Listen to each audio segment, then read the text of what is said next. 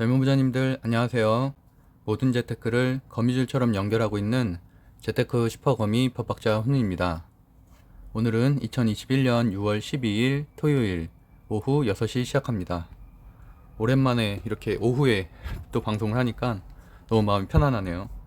저 같은 경우는 오늘 아침에도 중국 주식 강의를 듣고 왔거든요. 그래서 잘 보이실지 모르겠는데 알리바바의 이런 구조들 그리고 엔트그룹에 대해서도 좀 배우고 왔는데 저희가 운영하고 있는 젊은 부자들의 이제 중국 주식 강사님이 계셔서 그분이 아무래도 중국 주식을 한 10년 가까이 하셨고 또 한족 중국인이세요.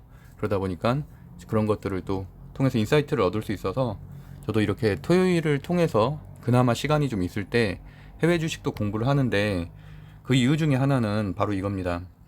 이게 한국의 코스피의 2004년부터 2020년도까지의 월봉이에요. 그러니까 우리들은 사실 2020년부터 2021년도까지의 이런 급등만 사실 기억을 하고 있잖아요. 근데 사실 보면은 이제 조금 제 방송을 듣는 분들도 이제는 차트 정도는 그래도 간단하게 일봉이나 월봉 정도는 보실 수 있을 것이라고 생각하는데 보시는 것처럼 2021년부터 2026년도까지 거의 코스피의 변화가 없었죠. 2000선에서. 그러니까 그게 6년간의 보통 박스피라고 표현하는 코스피 플러스 박스권이죠. 그래서 이렇게 지루한 장 또는 이렇게 하락장 이런 것들을 아직은 우리는 경험을 안 해보신 분들도 많잖아요. 물론 경험이 오래되신 분들은 경험을 했겠지만 그렇기 때문에 오히려 상승하면 할수록 우리가 뭐 신고가를 돌파하고 이런 것들은 좋지만 나스닥이나 이런 미국 증시마저도 지금 거의 굉장히 과열된 느낌이고 사실은 버블 붕괴로는 매년 반복되는 그런 이론들이고 특히나 지금 팡주 기존에 뭐 페이스북이라든지 이런 데들은 신고가를 다 돌파했잖아요. 그러다 보니까 나스닥도 사상 최고가, 뭐 다우존스 최고가를 돌파했기 때문에 그런 흐름들이 과거의 트렌드를 보면은 언젠가 무너질 수밖에 없다. 근데 그때 미리미리 현금 비중이라든지 이런 준비를 안 해놓으면 굉장히 큰일 날 수가 있겠죠. 아무래도 우리 자산 중에서 큰 부분이니까.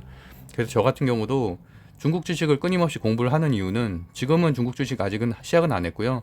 지금 같은 경우는 한국 주식 80%, 미국 주식 20% 비중 보유를 하고 있는데 한국 주식의 한 30% 정도는 덜어내서 8월, 9월에 이제 제가 이제 물려 있는 것들이 좀 있어요. 삼성전자라든지 현대자동차라든지 저랑 비슷하게 대부분 다 1월 달에 물려 계실 것 같은데 이제 그런 대형주들이 현재 마이너스 5%까지 올라왔거든요.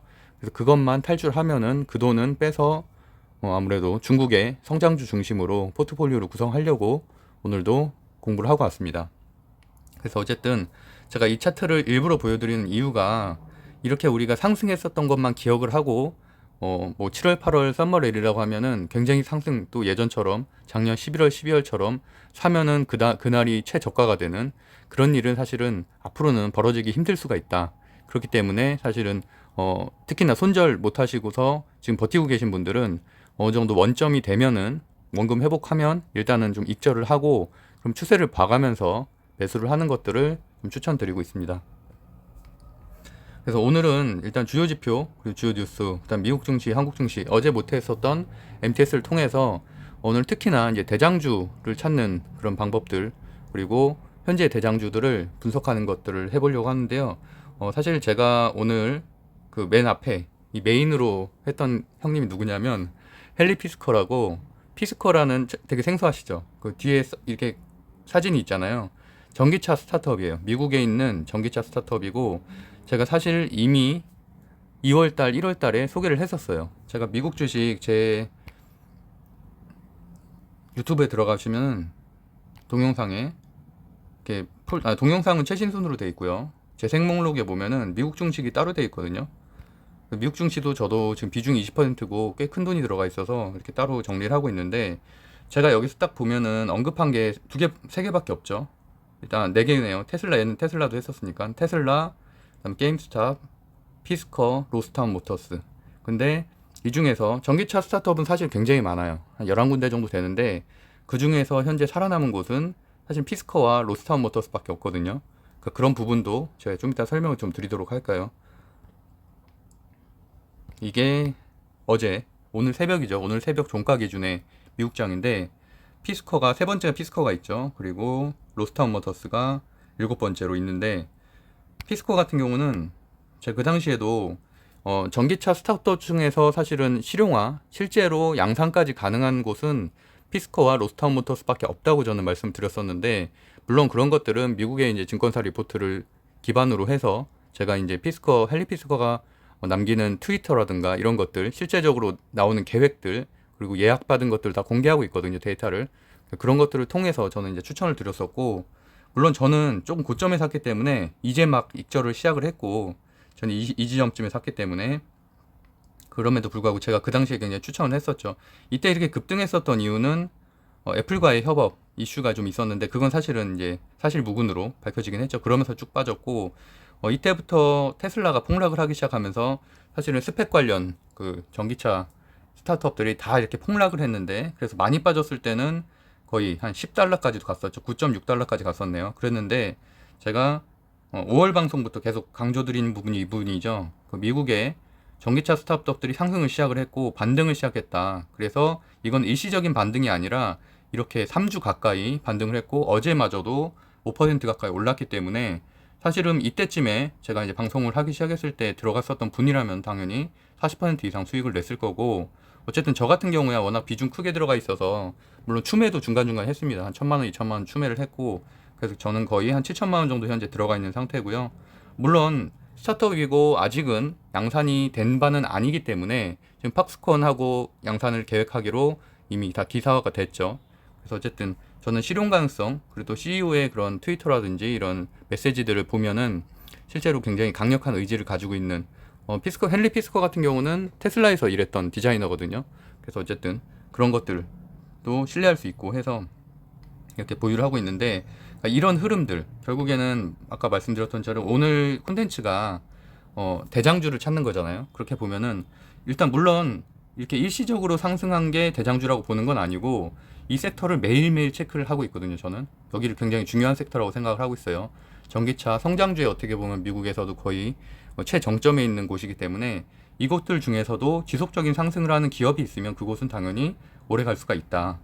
그래서 이제 그 중에서 제가 뽑았었던 거는, 사실 예전엔 카누도 잘 나갔었거든요. 카누가 현대차랑도 협업을 발표하고 했었는데 이제 그런 것들이 다 무산이 되고, 계획들을 뭐 전고체 배터리에서 일반 배터리로 바꾸고 막 여러 가지 계획 수정들을 하면서 그때마다 폭락을 하기 시작했고, 어쨌든 제가 2월부터 신뢰하기 시작한 이제 피스커라든지 노스타운 모터스만 현재 양산 가능한 걸로 좀 생각을 하고 있습니다.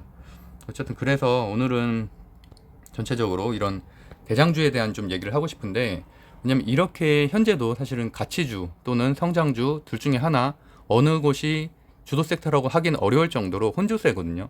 물론 지속적으로 최근에 한 일주일 정도 상승은 했지만, 상승과 하락을 반복은 했지만, 그럼에도 불구하고 여전히 아직은 좀 불안정한 장이다. 그래서 이럴 때는 믿을 수 있는 대장주 또는 수급이 많이 들어오는 것들, 이런 것들 중심으로 매수를 하거나 보유를 해야 된다는 생각입니다. 일단 오늘의 확진자 수는 565명으로 여전히 500명대 이틀째 유지하고 있고, 월요일, 화요일 정도 중요할 것 같고, 어쨌든 백신 누적 백신 맞는 분들이 계속 늘어나고 있기 때문에 어쨌든 뭐 정부의 발표도 그렇고 한 11월 안에는 어느 정도 집단 면역이 형성되지 않을까. 그렇게 되면 해외여행 재개라든지 이런 뭐 사회적 거리두기를 뭐 1단계 정도로 격화를 시킨다든지 이런 많은 변화들이 좀 발생하겠죠. 그리고 어쨌든 어저께는 또 의미 있었던 거는 이 다우존스와 나스닥이 장 막판에 조금은 상승을 하면서 마감을 했다는 게 장점이고, 나스닥 같은 경우도 사실은 조금 보합세를 유지하다가 장 막판에 좀 들어올리는 좋은 움직임을 보이기도 했습니다. 어쨌든 이것을 보고 판단을 한다면 제가 뭐 1월 때까지는, 작년 11월부터 1월 때까지는 당연히 누가 봐도 성장주, 기술주의 그 다리라고, 주도주 다리라고 볼 수가 있겠고, 1월부터는 뭐 철강이라든지 선박, 시멘트, 건설, 금융 이런 것들이 주도 섹터였던 가치주의 다리였고, 5월 달부터는 주인이 없었죠. 사실 5월 중순부터는 가치주도 하락하고 성장주도 하락하고.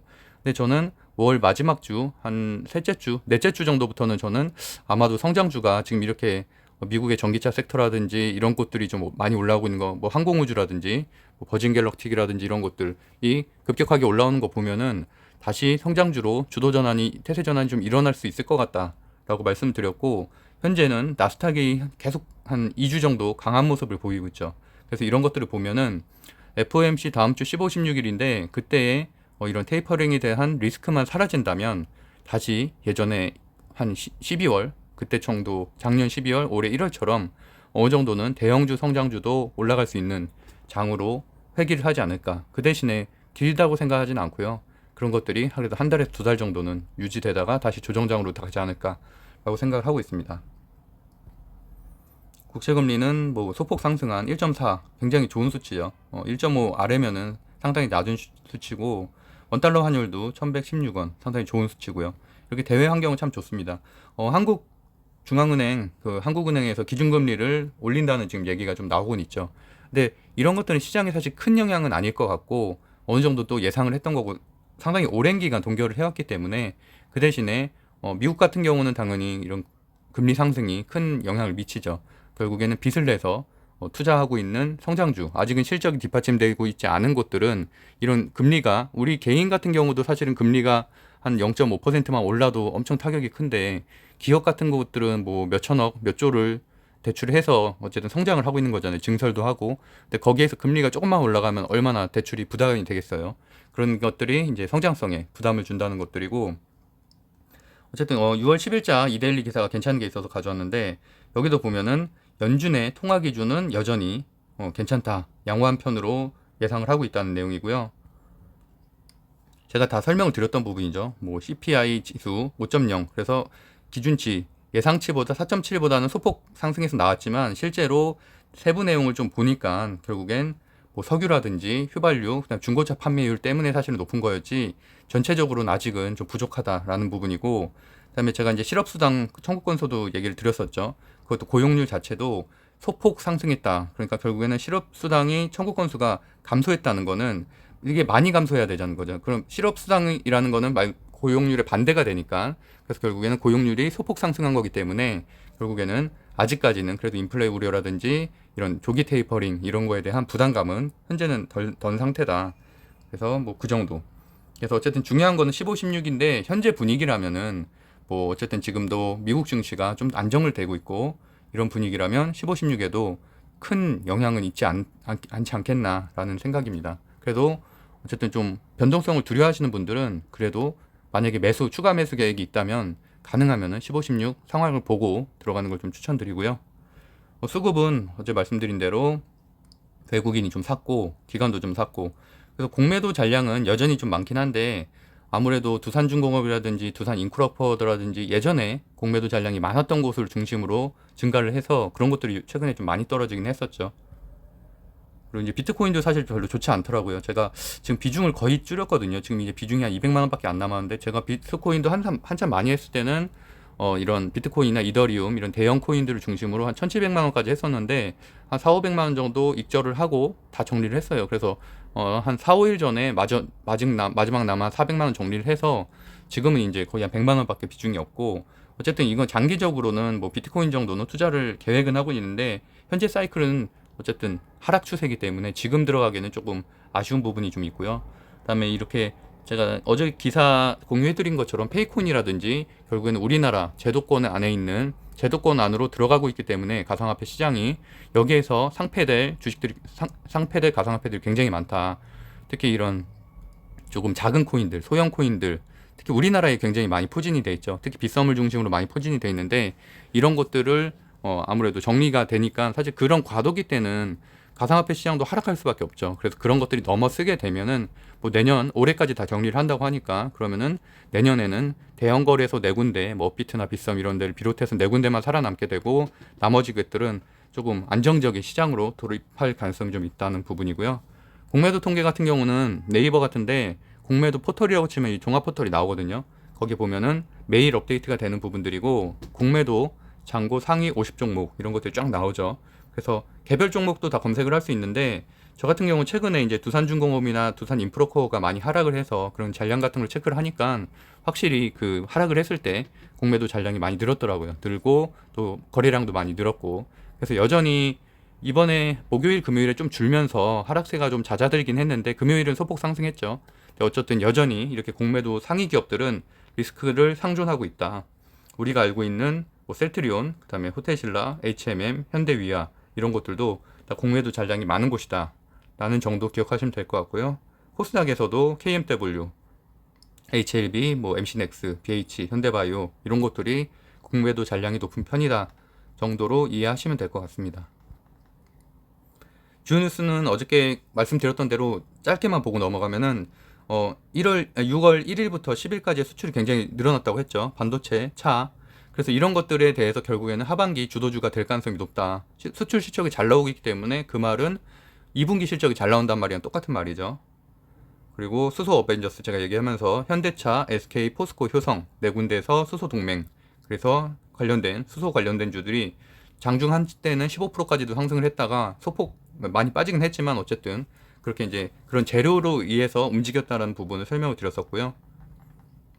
그다음에 삼성 SDI 미국 진출이라든지, 그럼에도 불구하고 이런 이슈를 떠나서 삼성 SDI는 2분기 실적이 1분기 실적보다 훨씬 더 좋아요. 그래서 그런 여파로 인해서 특히 또 최근에 삼성 SDI, LG 화학에 대한 매도 의견 리포트, 그러니까 목표가를 외국계 증권사에서 반토막 냈죠. 그래서 그런 것 때문에 대폭 하락을 했는데 이제 그런 것들에 대한 반등이 있었다. 근데 중요한 거는 이게 월, 화, 수 다음 주에 이어질 수 있는지가 사실 더 중요하죠. 이건 사실 기술적 반등일 수도 있기 때문에 실제로 외국인 수급이 들어오는지가 더 중요합니다. 그리고 뭐 이준석 씨가 이제 국민의힘 대표에 당선되면서 이준석 관련주는 완전히 소멸됐다. 그래서 설마 아직도 보유하고 있는 분은 없을 가능성이 높지만 보유하고 있으면 당연히 정리하셔야 됩니다. 이제는 뭐냐면 어쨌든 나이가 36살이시죠. 그래서 대선 주자로 뛸 수 없는 헌법상 나이기 때문에 당대표가 사실 당대표 관련주는 아무 의미가 없어요. 결국엔 대선 관련주고, 금요일 추세를 보면은 윤석열 관련주가 소폭 상승을 했고 이재명 씨 관련주는 또 하락을 했거든요. 어쨌든 그런 현재는 조금 불안정한 상황이기 때문에 또 다른 새로운 대권 주자가 나올 수도 있고, 그래서 어쨌든 대선주 하시는 분들은 조금 몸을 사려야 될 시기다라고 보고 있습니다. 그리고 확진자 수가 최근에 줄면서 또 백신 접종자 수가 늘면서 콘서트장이 최대 4,000명까지 발표하겠다는, 이게 이제 매일 그 질병관리본부에서 10시에서 11시 사이에 이제 이걸 발표를 하잖아요.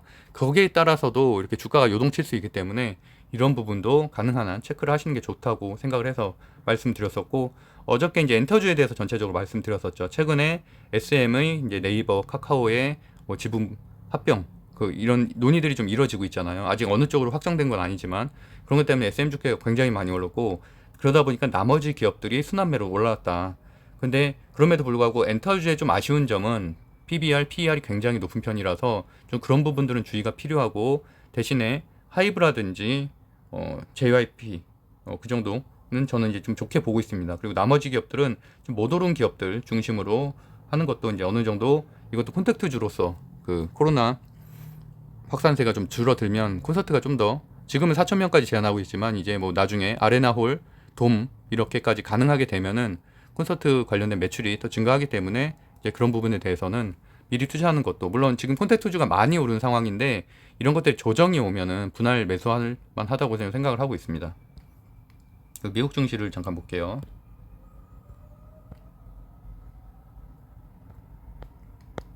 이렇게 주말에 쉬실 때는 좀 마음 편하게 그 주식 관련된 책도 한 권 정도 읽어보시면 좋을 것 같고요. 뭐 초보자들을 위한 책들이 요새는 워낙 많이 나와 있어서 그냥 좀 유명하신 분들 좀 책 읽어보면 괜찮을 것 같습니다. 일단 어저께 오늘 새벽에 마감된 증시를 좀 살펴보면은 사실 콘택트주, 아무래도 비자, 여행주, 이런 마트주, 뭐 석유, 쉐브론, 그다음에 뭐 은행 이런 데 다 이제 보합세 정도로 보여지고요. 아까 말씀드렸던 대로 자우존스보다는 현재는 나스닥이 더 강한 편이죠. 그래서 여기도 이쪽도 다 특별히 보합세 정도로 보이고, AMC 같은 경우는 물론 국장 체인이긴 하지만 제가 말씀드렸던 대로 밈주잖아요. 그 동전주. 그래서 변동성이 굉장히 큰 거라서 15% 사실 의미가 없다고 보고, 원자재 쪽도 나름 그냥 보합세 정도 유지됐던 정도, US 스틸만 좀 오르긴 했지만 전체적으로는 보합 정도로 보시는 게 좋을 것 같고요. 나스닥에서도 팡주는 조금 하락을 했고요. 팡주는 기본적으로 좀 하락을 했고, 니콜라, 수소차 또는 이항홀딩스 같은 확실히 자동차가 강해요. 제가 계속 말씀드리지만 반도체도 지금 다 이렇게 나스닥이 상승 마감했음에도 불구하고 사실 그렇게 뭐 엔비디아 말고는 다 보합세 정도죠. 소폭 빠졌거나. 근데 전기차 쪽들은 다 이렇게 빨간색이잖아요. 빨간색이면서도 포드 같은 경우도 1%, 포드 그래프 엄청 좋아요. 한번 보시면 알겠지만 이렇습니다. 현대차가 이런 그래프 보신 적 있나요? 이렇게 우상향하는 그래프예요. 너무 괜찮죠. 그러니까 작년 8월부터 지금까지 한 번도 쉬지 않고 계속 올라가고 있죠. 올라가고 있고, 제가 계속 말씀드리는 이 전기차 스펙 관련된 주들, 이쪽은 실적은 현재는 없어요. 뭐 블링크 차징 같은 경우는 전기차 충전소 관련된 주식인데 여기도 좀 많이 빠졌었다가 최근에 반등을 시작을 하면서, 전기차들이 반등을 시작하면서 같이 올라가고 있고요. 피스커 말씀드렸었고, 로스타운 모터스는 최근에 이제 좀 이슈가 있었어요. 여기도 상승률이 굉장히 최근에 좋았었고, 저는 이때 다 익절했거든요. 이날 다 익절했고, 6월 8일 제가 이제 그때 쇼츠 영상으로 올렸는데 22%에서 익절하고 그다음부터 이제 빠지기 시작하더라고요. 빠져서 이제 그날 폭락을 했는데, 그날 발표된 게 제가 안 그래도 레포트를 좀 찾아보니까 그 결국엔 자금 부족. 여기가 원래 이 워크호스 그룹이라고 보이죠. 로스타운 모터스 바로 위에 워크호스 그룹의 그 사장 출신이 나와서 그 회사를 만든 거고, 지금 그러다 보니까 굉장히 경험이라든지 이런 것들이 있어서 좀 좋게 평가를 받았었고, 그 당시에 그 미국 부통령, 작년에 미국 부통령도 방문해서 그게 좀 화제가 되곤 했었는데, 어쨌든 지금 자금 부족으로 예상치보다는 생산을 못할 것 같다라는 계획을 발표하면서 이렇게 많이 폭락을 하게 됐었고, 로스타운 모터스 같은 경우도 이때 많이 하락을 하게 된 거는 공매도 리포트 때문이었어요. 공매도 리포트 때문에 많이 하락을 했고, 근데 2분기 때, 그러니까 5월 중순부터는 계속 상승을 하기 시작을 했죠. 다른 데들도 그렇지만 어쨌든 피스커랑 로스타운 모터스가 가장 상승률이 좋았다. 카누 같은 경우도 마찬가지로 공매도 리포트로 이렇게 많이 폭락을 했었다가 최근 들어서 뭐 소폭이라도 좀 상승을 하고 있는 모양새고, 어쨌든 그래프들이 다 똑같아요. 여기 있는 차들은 이 전기차 관련주들이 다 비슷해서 이런 것들이 V자 반등을 보임이 이제 우리나라 현대위아라든지 현대차라든지 기아라든지 당연히 전장 부품 만도까지도 뭐 그런데 다 영향을 미쳐서, 제가 이제 여기가 우선 먼저 움직였고 3주 전부터 먼저 움직였고, 그때부터 제가 그래서 국내 차도 분명히 전기차주가 대장주가 될 것이다, 대장 섹터가 될 것이다라고 말씀드렸는데, 현재는 어쨌든 지금은 그렇죠. 대형주 중에서 사실 가장 강한 건 전기차밖에 없죠. 반도체도 뭐 하루 오르면 하루 빠지고 이러니까 2차 전지도 계속 쉬다가 이번에 금요일만 5%대 오른 거고, 그 전까지는 계속 약했으니까 현재는 분명히 전기차가 강세가 맞고요. 항공우주도 버진 갤럭틱 최근에 굉장히 좋았죠. 한 60% 정도 상승을 했죠. 최근에 한 3주 동안. 그래서 여기도 결국에는 2차 성공하니까, 2차 비행 성공하니까 그 기대감이 굉장히 올라가는 거죠. 그러다 보니까 하나 에어로스페이스라든지 뭐 세트리가이, 항공우주 같은 이런 우주항공 관련된 주들도 다 상승할 수밖에 없다. 이 섹터가 다 좋아요. 버진 갤럭틱만 좋은 게 아니라, 그리고 태양광 쪽도 조금씩 소폭 상승을 하고 있고, 이런 것들은 뭐 우리나라의 그 하나 솔루션이라든지 뭐 이런 OCI라든지 이런 태양열 관련된 주랑도 관련이 있다고 볼 수가 있고요. 신산업에 보면 코인베이스도 오랜만에 그냥 1% 정도 상승을 했지만 여전히 좀 약한 모습이고, 에어비앤비 같은 경우도 뭐 다들 아시다시피 이제 방 그 숙소 대여해주는 플랫폼이잖아요. 그러다 보니까 콘택트주라고 할 수 있고, 지금 최근 들어서 좀 반등을 시작했다 정도. 그다음에 로블록스 같은 경우는 메타버스 대장주라고 볼 수 있죠. 최근에 굉장히 생성도가 좋았고 지금 막 조정을 조금 겪고 있는데, 오히려 이제 나중에 매수를 하실 분들은 지금 정도 타이밍에 좀 더 빠진다면은 사시는 것도 괜찮죠. 지금 보면은 21선에 지금 아직은 닿진 않았는데 21선 정도에 닿으면은 이 정도에서, 우리는 그때도 21선 닿고서 이제 다시 올라간 거잖아요. 그러다 보니까 그 정도 닿으면은 매수를 적극적으로 하시는 것도 괜찮다고 생각을 하고 있습니다. 그리고 마찬가지로 유니티도 메타버스 기업 중에 하나고, 여기도 마찬가지로 거의 비슷한 시점쯤에 5월 다 중순쯤부터 성장주들이, 유니티든 로블록스든 전기차든 다 성장주죠. 이런 것들이 다시 상승을 하기 시작을 했다. 그런 움직임들이 전체적으로는 성장주 주도주로 가는 흐름 중에 하나다 라고 볼 수 있을 것 같고, 이쪽은 다 컨택트주죠. 컨택트주고 다 1% 정도 소폭으로 상승했다 정도로 보시면 될 것 같고요. 공매도 관련주들은 뭐 이제 밈주니까 시장이 불안정할수록 이런 테마주들이 올라가고, 시장이 안정될수록 오히려 이런 것들이 재미를 못 보거든요. 그래서 제가 뭐 게임스탑 저번에 다 정리한 것도 말씀드렸죠. 330달러까지 올라가고는 쭉 떨어졌습니다. 제가 320달러 때 다 정리를 했고요. 익절을 하면서 마무리를 했죠. 이제 게임스탑은 사실 안 하려고요, 앞으로는. 네, 그 정도로 보시면 될 것 같고요. 국내 주식 볼게요. 국내 주식은 일단 대형주가 이렇게 0.78%나 올랐잖아요. 그리고 중형주가 조금 소폭 0.3, 그 다음에 소형주가 이렇게 올랐는데, 코스닥도 보면은 코스닥에서는 뭐 특이사항 없다고 보시면 되고, 무슨 말씀을 드리고 싶냐면 저희가 11월부터 1월 달까지가 대형주가 굉장히 좋았잖아요. 막 삼성전자가 10%나 오르고 현대차도 애플 이슈 발생하면서 날아가고 그때도 그 LG화학도 100만 원 넘기고 막 그랬었잖아요. 그러니까 그게 결국에는 성장주 주도주 섹터인데 그때만큼 강하지는 않겠지만 강한 흐름은 아니겠지만 최근에 대형주들이 다시 움직이기 시작했잖아요. 그리고 금요일 흐름도 괜찮고 그렇기 때문에 제가 드리고 싶은 말씀은 이렇게 어떻게 보면 우리가 11월부터 1월까지의 그런 대형주 강세가 금요일하고 좀 닮아 있거든요. 물론 그때는 포스코는 가진 않았죠. 가치주였으니까 그때는 계속 소외받고 있던 중이었고 그렇지만 어쨌든 시총 1위부터 20위까지 기업들 중에서 17개가 우리가 성장주잖아요. 성장주면서 기술주. 그러다 보니까 이런 성장주면서 기술주가 다시 주도하는 달로 오고 있다 보니까 7월달 다시 주도주 섹터가 성장주로 이동을 하고 있다 보니까 기존에 기억을 좀 되살려서 그럼 11월부터 1월까지가 언제 어떤 주식이 강했나를 좀 유추해서 투자하는 게 좋은 수익을 낼 수 있을 거라고 생각을 하고 있고요. 삼성전자는 여전히 뭐 회복은 어려운 상태인데 결국에는 2분기 실적이 지금 한 11조 정도 예상한다고 하죠. 그래서 뭐 어쨌든 사상 최대 실적 1분기만큼 큰 실적을 낼 수 있다라고 좀 예상을 하다 보니까 그런 것들이 어닝 서프라이즈로 예상치보다 좀 더 나오게 되면 그때는 어느 정도 상승할 수 있을 것 같고 그럼에도 불구하고 뭐 TSMC가 여전히 과감하게 굉장히 공격적인 투자를 하고 있죠. 또 차량용 반도체라든지 이런 생산 계획이라든지 이런 것도 밝히고 있어서 사실 아직은 좀 쉽진 않은 것 같아요. 파운드리 쪽에서 TSMC를 누른다는 거는. 그렇지만 그래도 그러다 보니까 아무래도 최근에는 반도체 소부장 중심으로 좀 투자하는 것들을 추천드리고 그래서 저는 사실은 아직까지는 반도체 매력을 큰 매력을 못 느끼겠어요.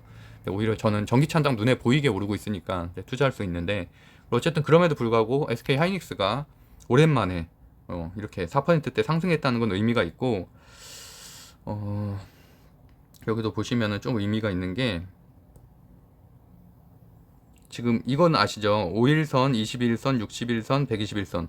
물론 제 방송을 보는 분들 중에서 이런 차트를 아예 못 보시는 분들도 있을 테지만 간단하게 정말 설명을 드리면은 보통 이제 5일 이동평균선 중심으로 매수 매도 타이밍을 잡는 경우가 많거든요. 5일 이동선 이게 지금 빨간색으로 진하게 해놓은 게 지금 5일 이동평균선인데 이거보다 높으면 팔고 이거보다 떨어지면 사고 이런 추세로 그냥 보통은 파악하는 경우가 일반적이고 지금 21선 보면은 이 분홍색이잖아요. 이게 어디 있냐면 이거예요.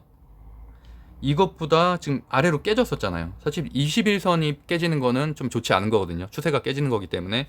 그럼에도 불구하고 금요일에 다행히 5%나 치고 올라왔어요. 그래서 21선은 일단은 키스를 하면서 회복을 했거든요. 그래서 그런 부분은 그래도 SK 하이닉스에 어느 정도는 좀 긍정적이라고 보고 있고 그래서 다음 주 좀 추세를 지켜보면 좋을 것 같아요. 그리고 LG화학 같은 경우도 최근에 좋지 않았다가 상승을 했는데 사실 제가 뒷부분에서도 안 그래도 정배열 차트 이런 거 좀 설명을 간단히 드리려고 했는데 정배열은 굉장히 쉽죠. 뭐 차트 분석 공부하시는 분들은 당연히 가장 처음으로 아시는 거겠지만 여기 보면은 5일선, 21선, 61선, 121선이 정배열 말 그대로 순서대로 되어 있는 거예요. 5일선이 지금 맨 위에 있죠. 그 다음에 21선이 여기 있고 61선이 있고 121선이 있고 이런 것들이 가장 상승 추세죠. 상승 추세. 가장 기본적인 상승 추세. 근데 이런 것들이 말 그대로 막 섞여 있고 이러면 그런 것들은 역배열이라고 표현을 하고 그만큼 좀 조정을 겪고 있으니까 그때는 이제 새로 진입하기엔 좀 부담스러운 그런 상황이고 그런 것들의 대표적인 것들은 뭐 LG화학이 있을 수가 있겠죠. LG화학 보시면은 지금 5일선이 꼬꾸라졌잖아요. 5일선이 여기 있고 그다음에 21선이 여기 있고 61선이 여기 있고 이게 딱 역배열이네요. 역배열. 이런 것들이 이제 추세 회복이 현재 안 된 상태. 그렇지만 그래도 다행히 금요일 날 좀 기술적 반등이 있어서 이런 것들이 사실 어떤 호재 때문에 반등했다기보다는 최근에 과대 낙폭 때문에 일정 부분 기술적 반등을 한 것으로 좀 보고 있어서 추세는 좀 지켜봐야 될 것 같아요. 아직까지는. 근데 당연한 얘기인 게 지금 전기차 섹터가 강하잖아요. 미국 증시도 전기차 섹터가 강하고 한국 증시도 슬슬 올라오고 있는데 전기차 섹터가 강하다는 얘기는 당연히 이런 2차 전지가 지금 물론 지금의 상승은 석유화학 때문에 상승한 것도 있죠. 화학 회사다 보니까. 하지만 전기차 섹터 그냥 배터리 쪽에 결국엔 수요가 늘어난다는 건 당연히 이런 기업들에 대한 그 매출 상승 요인이 될 수 있기 때문에 물론 에너지 솔루션으로 분사도 하지만 그런 걸 떠나서 에너지 솔루션에 뭐 실적이 잘 나온다는 거는 결국에는 본주인 이런 LG 화학에서도 당연히 뭐 일정 부분은 상승할 수 있는 여력이 있는 부분이라서 어쨌든 뭐 긍정적인 부분은 아직도 좀 여전히 많이 남아있다라고 볼 수가 있을 것 같고요. 포스코 같은 경우도 오랜만에 이렇게 반등을 했는데 제가 며칠 전에 계속 말씀드렸었죠. 뭐 워낙 많이 하락을 했기 때문에 그렇다고 해서 뭐 이런 스몰 사이클이 완전히 끝난 것도 아니고 여전히 뭐 이런 철강 가격 같은 경우는 강세기 때문에 충분히 뭐 투자하기에도 지금 정도 시점이면 메리트가 있다. 하지만 이날은 또 이제 4% 정도 올랐으니까 뭐 추격 매수보다는 당연히 좀 더 추세를 살펴보고 여기도 보면 지금 차트가 깨져 있죠. 5일선이 지금 아래로 내려가 있고 21선이 지금 맨 위로 올라가 있고 이런 식으로 어쨌든 이런 차트의 흐름들도 한번 체크해 보시면 괜찮을 것 같고요. 그 대신에 포스코나 이런 기업들은 환경 관련해서 좀 이슈가 있잖아요. 아까 제가 수소 동맹에서도 포스코가 껴 있었죠. 그러니까 수소 관련해서도 계속 이렇게 어떻게 보면 기업의 변화 같은 걸 좀 모색을 하고 있기 때문에 장기적으로 보유하면 당연히 좋은 주식이죠. 그렇기 때문에 지금 시점에도 사기 괜찮다고 생각을 하는 거는 단기적으로 막 급등하고 이런 걸 바라는 게 아니라 6개월 1년씩 보유하다 보면은 당연히 충분히 신고점을 뚫을 가능성이 높다라고 생각을 하고 있고요.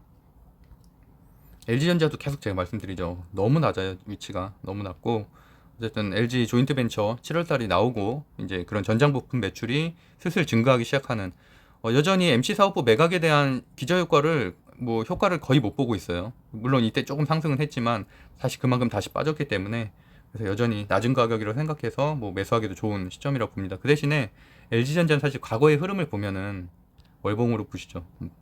너무 오랫동안 사실은 좀 이렇게 못 오른 경향도 좀 있잖아요. 그래서 지금 가격이 사실은 거의 최고가라고 볼 수가 있고, 그래서 이런 것들은 사실 약간 특성인 것 같아요. 어떻게 보면 그 종목만의 특성. 그러다 보니까 LG가 막 급등하고 이렇진 않은데, 그래도 실적도 워낙 좋고, 뭐 이런 프리미엄 가전 쪽으로도 실적이 좋고, 전기차 쪽으로도 이제 성장할 가능성이 높기 때문에, 마그나는 사실은 차트가 너무 좋거든요. 근데 거기에 비해서 같이 조인트 벤처하는 LG는 너무 못 가고 있어요. LG전자는. 그러다 보니까 충분히 거기에 맞춰서 피어 그룹에 맞춰서 올라갈 가능성이 있다라고 저는 생각을 하고 있습니다. 오히려 지금 사기에는 횡보하는 주식을 사기가 더 좋죠. 뭐 셀트리온 같은 경우도 마찬가지고 너무 올라가면 부담스럽잖아요. 사기가 부담스러운데 이것처럼 뭐 아직은 좀 많이 못 올라가는 기업들. 근데 사실 셀트리온도 지금 차트상으로는 별로 좋지는 않죠. 근데 저도 아직도 보유를 하고 있고 그래서 뭐 올라가기만을 바라고 있는데 좀 뭐 레키노라주도 그렇고 좀 이슈가 좀 있어야지만 좀 올라갈 수 있을 것 같습니다. 공매도 잔량도 좀 많은 편이고 반도체 그거 말고는 또 소부장들도 오늘도 약하죠. 그러니까 이게 아쉬운 게 하루는 강하고 하루는 약하고 이러니까 좀 그런 부분이 좀 아쉬운 것 같아요. 아직까지 차트상으로는 뭐 정고점을 뚫기는 조금은 분위기나 이런 것들이 좀 부족한 것 같다. 이쪽도 마찬가지죠. 다 그렇고 그럼에도 불구하고 뭐 한미반도체, 솔브레인, 유니셈, 실리콘웍스 다 제가 좋다고 말씀드렸었죠. 그 6월 6일 방송 보시면은 제가 정리해 놓은 게 있어서 그런 것들은 아무래도 제가 재무제표라든지 차트 다 보고서 추천드린 거니까 그런 데를 통해서 뭐 매수하는 것도 괜찮을 것 같고요. 현대위아가 여전히 여기서만 해도 딱 알 수가 있죠. 왜냐면 이날도 제일 강하잖아요. 현대위아 제가 강하다는 얘기는 1월달이 되게 많이 했었고 그 다음에 하락한 다음부터는 최근에 3주 전부터 좀 많이 했죠. 이날도 혼자만 2.5% 급등을 했고 그다음에 저도 현대오토앱은 지금 굉장히 저평가돼 있었는데 그러니까 최근에 과거에 올랐었던 거 그때 정의선 회장 그 관련된 지분 이슈로도 많이 올랐었죠. 했는데 최근에 또 빠지기도 많이 빠졌다가 그러다가 다른 데들 뭐 현대차, 기아, 현대위아 이런 데 다 오르고 났을 때도 못 오르다가 이번 주 수요일부터 오르기 시작했죠. 그래서 지금 많이 올랐어요. 현대오토에버가 수요일인가에 10%인가 올랐죠. 수요일인가 목요일인가에. 그래서 지금 너무 많이 올라서 지금 또 들어가기 부담스럽고 어쨌든 여전히 전 뭐 상승 여력이 좀 남았으면서도 강한 거는 현대위아라고 생각을 하고 현대위아가 16% 남았죠. 정고점까지. 그리고 기아차도 저도 여전히 좋게 보고 있고요. 기아차도 지금 한 13% 정도 남았네요. 남았고. 그리고 만도는 다들 아시다시피 뭐 인적 분할 이슈로 좀 최근에 하락을 했고 그래서 소폭 상승은 했지만 어쨌든 좀 그런 아쉬움이 좀 있는. 그러니까 LG 화학과 LG 에너지 솔루션 생각하시면 될 것 같아요. 그리고 뭐 삼성전기도 현대위아랑 비슷하게 보시면 되긴 하는데 여기도 이제 많이 저점이긴 하죠. 많이 저점이어서 뭐 매수하기 괜찮은 지점이라고 보고 있습니다. 전기차 소재 부품 장비가 최근에 조금 강해요. 강해서 뭐 SK 아이테크놀로지도 10%나 상승을 했고 이렇게 무거운 주식이 사실 10% 상승하기 쉬운 건 아닌데 어쨌든 오랜만에 좀 반등을 했고, 이쪽 파트가 최근에 괜찮아요. 첨보도 마찬가지고. 그래서 이런 것들도 좀 중소형주 관심 있으신 분들은, 중형주죠, 중형주 관심 있으신 분들은 좀 봐두시면 좋을 것 같고요. 그리고 보실 때 제가 저 같은 경우는 지금 차트에 이제 외국인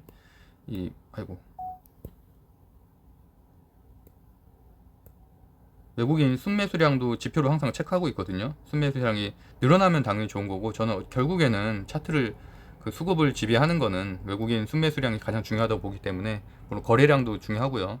근데 그럼 거기에서도 어쨌든 끊임없이 성장시킬 수 있는 거는 결국에 외국인 수급이 들어야지만 가능하다는 부분이고, 2차전지 오랜만에 좋았고요. 하지만 이게 연속성이 있냐는 월요일날 지켜보면 알 것 같습니다. 그래서 뭐 풍력, 수소 이런 쪽도 제가 6월 6일 방송에서 다 정리를 해드렸었죠.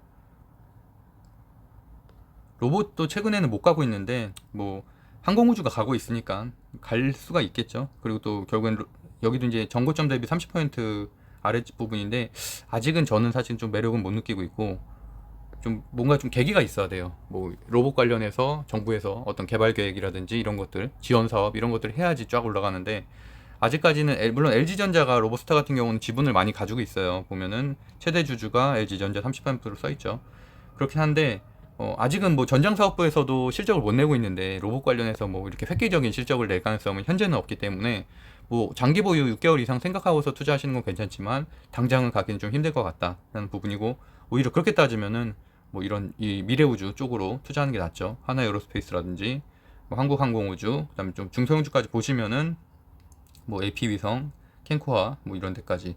저 같은 경우는 이제 하나 시스템도 가지고는 있는데, 저는 오히려 이렇게 횡보하는 게, 물론 뭐 하나 시스템 아직도 이제 고민하시는 분들은 많던데, 여전히 저는 아직 시작도 안 했다고 생각을 하거든요. 이제 이번 달에 그 유상증자가 이제 마무리 되잖아요. 마무리되고 신주 발행 다 되고 하면은 이제 저는 올라갈 것이라고 분명히 생각하고 있고요.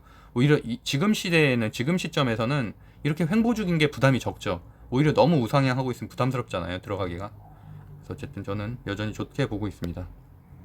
그 5G 쪽 화질, 아까 KMW 공매도 잔량은 많다고 말씀드렸죠. 여전히 바닥이긴 한데, 물론 미국의 투자 계획, 뭐 미국에서도 지금 5 쪽이 조금 올라가고 있으니까 이제 그런 것들 보면은 여전히 낮은 시점이긴 하지만 당장 갈 수 있을지는 조금 의문인 것 같아요. 지금 한 하루 이틀 오른 다음에 또 지금 한 3거래지 지금 빠지고 있죠. 그래도 뭐 워낙 낮긴 하니까 과대낙 폭이라서, 그런 거 보면은 장기 보유, 마찬가지로 이것도 장기 보유하면은 내년까지 생각을 하면은 지금 매수하기는 괜찮은 시점이고, 방산도 한일단조라든지 이런 가끔씩 이렇게 튈 때만 굉장히 튀는, 이게 변동성이 심한 주식이라고 볼 수가 있겠죠. 여기도 뭐 미사일 협정 관련해서 좀 수혜를 받았는데 그래도 유지는 되고 있잖아요. 이렇게 빠지진 않잖아요. 이제 이것만 해도 다행인 거죠. 주식이 빠지고 있지는 않으니까. 그래서 어느 정도 이 지지선은 좀 지키고 있다, 저항선을. 그리고 뭐 차트 상으로도 지금 이것도 마찬가지로 순배열이죠. 정배열. 여기가 5일선, 21선, 61선, 121선. 네. 그러니까 좋은 흐름이죠, 이 정도면은. 건설도 뭐 현대건설이라든지 이런 대형사 원하시는 분들은 현대건설, 소형사 같은 경우는 뭐 대우건설이나 한신공영, DLENC 정도 보시면 될 것 같고요. 건설자재도 저는 여전히 좋게 보고 있고, 뭐 성신영해 같은 경우는 이제 배당도 높은 편이니까 괜찮고, 쌍용량해가 배당이 엄청 높죠. 쌍용 CN이. 그래서 최근에 또 다시 이제 상승, 한동안 지금 조정을 겪었었잖아요. 한 두 달 정도 조정을 겪었다가 최근 들어서 다시 이제 건설 쪽은 사실은 정권이 바뀌든 안 바뀌든 간에 뭐 좋을 수밖에 없죠. 그러니까 우상향, 배당도 받으면서 좀 보유하기에도 괜찮은 주식이라고 생각을 하고 있습니다. 철강적도 오랜만에 튀었고, NIST 같은 경우는 저도 이제 보유를 하고 있는데 오랜만에 스틸이 좀 돌았어요. 그래도 전고점 대비하면 한 15% 정도 지금 빠진 상황이라서, 어쨌든 저 같은 경우도 약간 한 마이너스 2% 정도 지금 마이너스인데, 어쨌든 뭐 스틸은 철강이 가면 갈 수밖에 없으니까 그냥 보유를 하고 있습니다, 일단. 그리고 구리 관련된 주들도 오랜만에 소폭 반등했고, 여기도 계속 말씀드린 것처럼 뭐 변동성 큰 거는 대우조선해양이고요. 대우조선해양이 그래도 최근에 상승률이라든가 이런 거 보면 가장 좋다고 볼 수가 있고, 뭐 미포조선이나 이런 데는 워낙 많이 올라서 최근에 빠지는 것 뿐이에요. 이때 너무 많이 올랐잖아요. 지금 월봉으로 보시면은 항상 월봉 체크해야 되는 거 말씀드렸죠.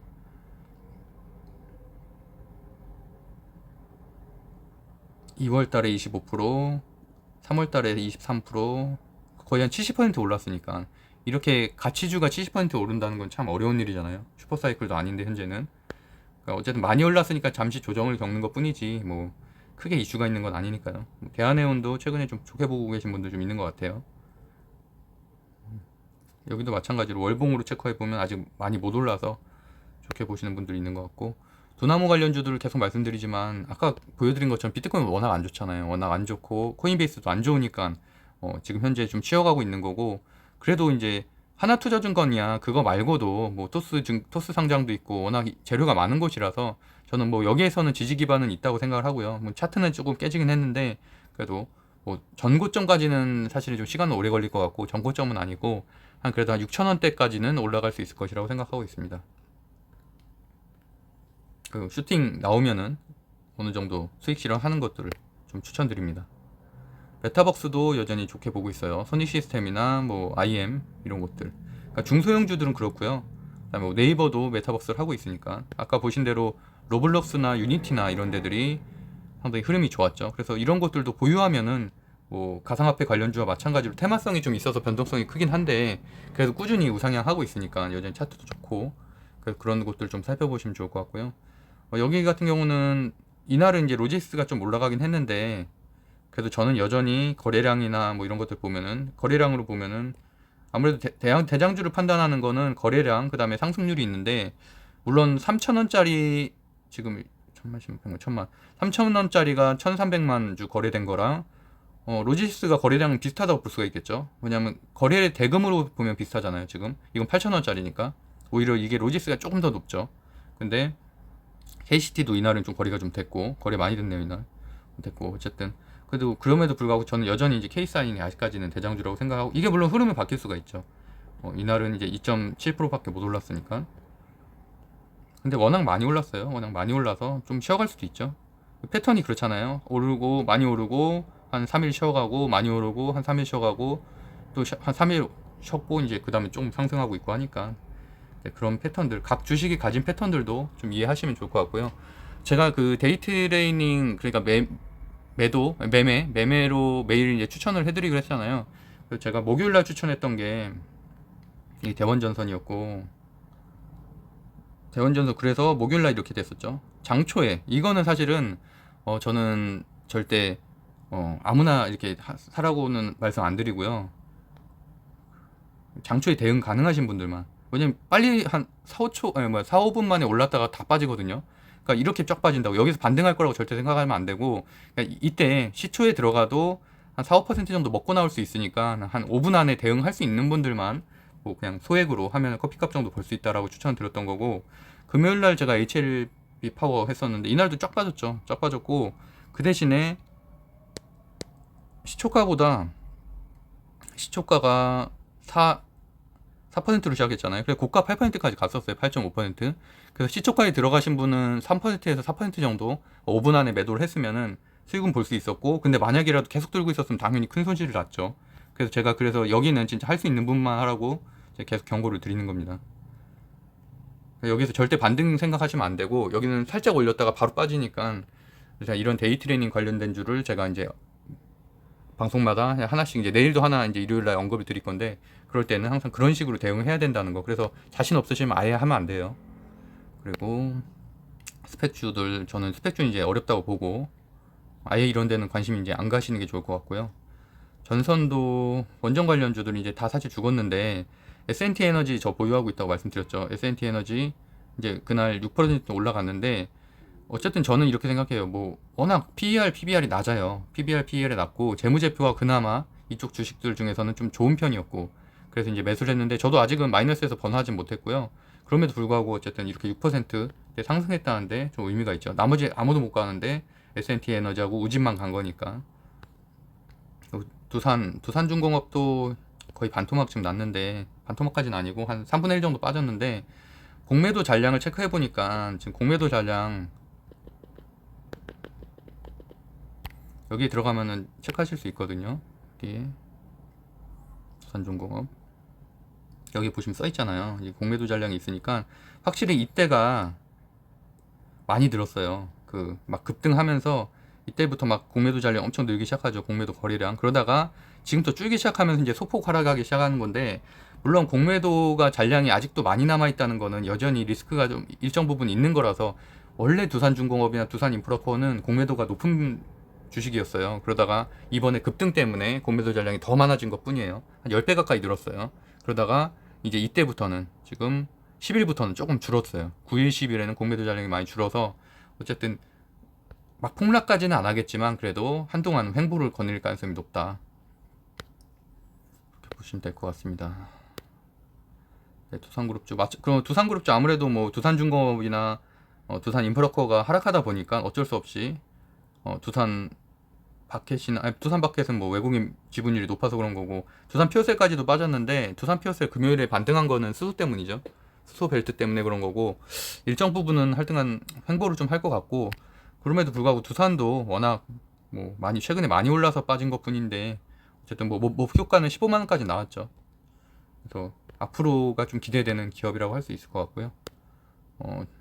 대선 테마주 같은 경우는 이제 뭐 언급은 특별히 안 드릴게요. 보시는 것처럼 이재명 테마주도 제가 그날 오히려 반대급부로 올라가는 게 아니라 윤석열 씨 공수처에서 수사한다고 하면서 소폭, 진짜 한 2, 3% 소폭 상승했는데, 이건 절대 반대급부로 투자하면 안 된다고 제가 말씀드렸죠. 추경 매수하면 안 된다.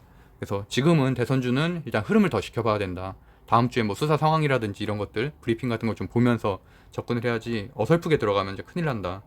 윤석열 관련주도 지금 그런 이준석 씨 대표가 됐지만 안 올라갔잖아요. 하나도 안 올라갔고, 그냥 웹스 정도만 하나만 올라갔고, 여기야 뭐 워낙 지금 세력 물량들이 많은 곳이라서 여기도 지금 이제 끝났죠. 이제 거의 끝났고, 어쨌든 그 정도로 보시면 될 것 같습니다.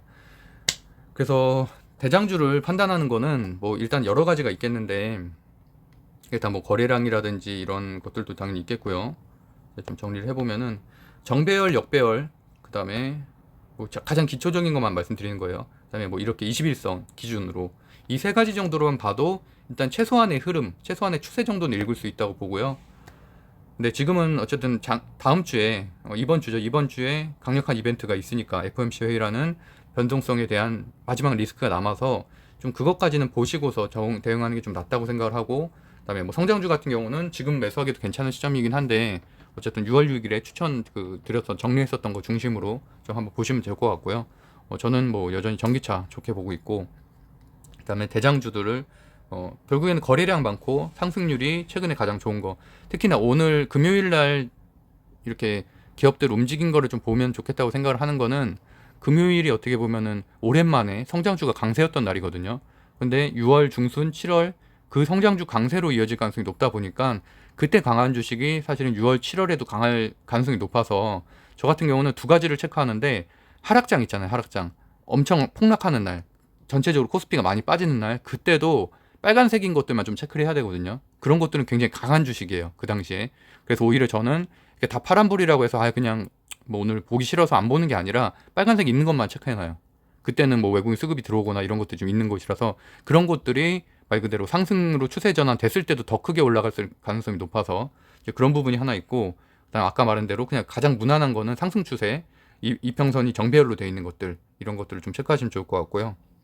그다음에 실적, 계속 강조하지만 6월 이제 말부터 실적에 대한 어닝들이 나오기 시작하죠. 증권사 중심으로. 물론 저도 이렇게 정리를 해서 매번 발표를 드리겠지만, 어쨌든 그런 것들 중심으로 1분기 때 실적이 너무 좋았었던 건 오히려 부담스러워요. 왜냐하면 1분기 때 실적이 너무 좋았다는 얘기는 기저효과가 떨어질 수가 있으니까 2분기 때 웬만큼 나와도 좀 인정받지 못할 가능성이 높거든요. 그래서 1분기 때보다 많이 개선될 것들, 그러다 보니까 지금 컨택트주들이 조금 곽강을 받고 있는 거고, 그래서 그런 것들을 중심으로 좀 매수를 해두면은 6월, 7월에 어느 정도 큰 수익을 낼 수 있을 것이라고 생각하고 있습니다. 네, 오늘 많이 했네요. 40분 가까이 했네. 하여튼 오늘도 이렇게 주말에 쉬고 계신데 제가 너무 숙제를 드리는 것 같아서 좀 그렇긴 하지만, 좀 편안하게 이런 것들은 좀 들으셨으면 좋겠고, 저는 어쨌든 가장 쉽고 좀 중요한 사실들만 좀 말씀드리려고 노력을 하고 있으니까, 어쨌든 쓸데없는 얘기 안 하고 앞으로도 좀 핵심만 요약해서 말씀드리도록 하겠습니다. 네, 구독과 좋아요는 사랑입니다. 오늘도 행복한 하루 보내세요. 법학자 훈이었습니다. 감사합니다.